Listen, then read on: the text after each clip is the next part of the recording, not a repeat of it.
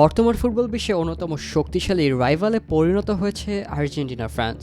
সবশেষ 2022 বিশ্বকাপের ফাইনালে এই দুই দলের দেখা হয়েছিল। সে ম্যাচে ফ্রান্সকে টাইব্রেকারে হারিয়ে 36 বছরের শিরোপা খরা কাটায় আর্জেন্টিনা। নাটকীয়তায় ভরা সে ফাইনাল অনেকের মতে ছিল ফুটবল ইতিহাসের সর্বসেরা ম্যাচ। কেনই বা হবে না? মাঠের খেলায় এবং মাঠের বাইরের ঘটনাগুলো মিলে সে ম্যাচের রেশ রয়ে গেছে এখনও।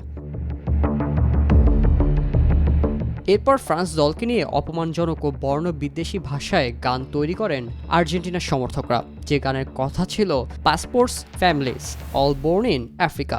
এই গানে কিলিয়ান এমবাপ্পেকে নিয়ে কুরুচিপূর্ণ শব্দ ব্যবহারের পাশাপাশি ফ্রান্সের আফ্রিকান ফুটবলারদেরকে নিয়ে বিদ্রূপ করা হয়, ফলে দুই দেশের সম্পর্কের অবনতি হয়। এর নিন্দা জানিয়ে আর্জেন্টিনা ফুটবল অ্যাসোসিয়েশনকে চিঠি পাঠিয়েছিল ফ্রেঞ্চ ফুটবল ফেডারেশন। ফ্রান্সের ক্রীড়ামন্ত্রীও মার্টিনেজের প্রতি ক্ষোভ প্রকাশ করেছেন। 2024 কোপা আমেরিকার ফাইনালে কলম্বিয়াকে হারিয়ে টানা দ্বিতীয়বারের মতো শিরোপা জিতে উচ্ছ্বাসে মাতেন আর্জেন্টিনা দলের সব ফুটবলার। সামাজিক যোগাযোগ মাধ্যমে আপলোড করা এনজো ফার্নান্দেজের একটি ভিডিওতে দেখা যায় কোপা আমেরিকা জয়ের পর ফ্রান্স দলকে নিয়ে আর্জেন্টিনা দলের খেলোয়াড়রা বর্ণবিদ্বেষীমূলক ভাষায় গান গাইছেন।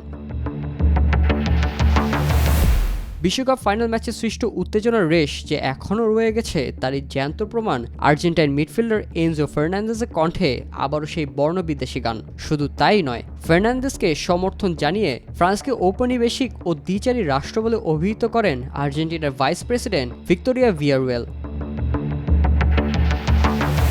অন্যদিকে নিজ দেশে বিশ্বকাপ ট্রফি উদযাপনের সময় এমি মার্টিনেজের একটি ছবি সামাজিক যোগাযোগ মাধ্যমে ভাইরাল হয়, যেখানে দেখা যায় কিলিয়ান এমবাপ্পের একটি পুতুলকে কোলে নিয়ে আছেন মার্টিনেজ। এ ভিডিও সামাজিক যোগাযোগ মাধ্যমে ছড়িয়ে পড়লে ক্ষোভে ফেটে পড়েন ফরাসিরা।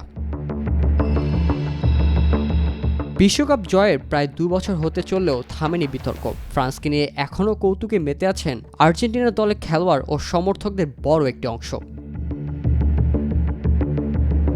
এমনই হিট অফ দ্য মোমেন্টে আবারও মাঠে নামছে আর্জেন্টিনা ফ্রান্স।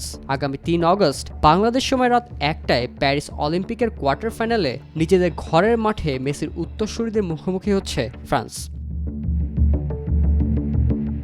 2022 বিশ্বকাপের স্কোয়াড থেকে এবারের প্যারিস অলিম্পিকে কোনো ফ্রেঞ্চ ফুটবলার না রাখা হলেও আর্জেন্টিনা স্কোয়াডের সুযোগ হয়েছে 3 জন ফুটবলারের। এর মধ্যে আছেন হুলিয়ান আলভারেজ, থিয়াগো আলমাদা ও নিকোলাস ওতামেন্দি। তাদের মধ্যে আলভারেজ ও ওতামেন্দি প্রায় সব ম্যাচ খেললেও থিয়াগো আলমাদা সুযোগ পাননি বিশ্বকাপের কোনো ম্যাচে।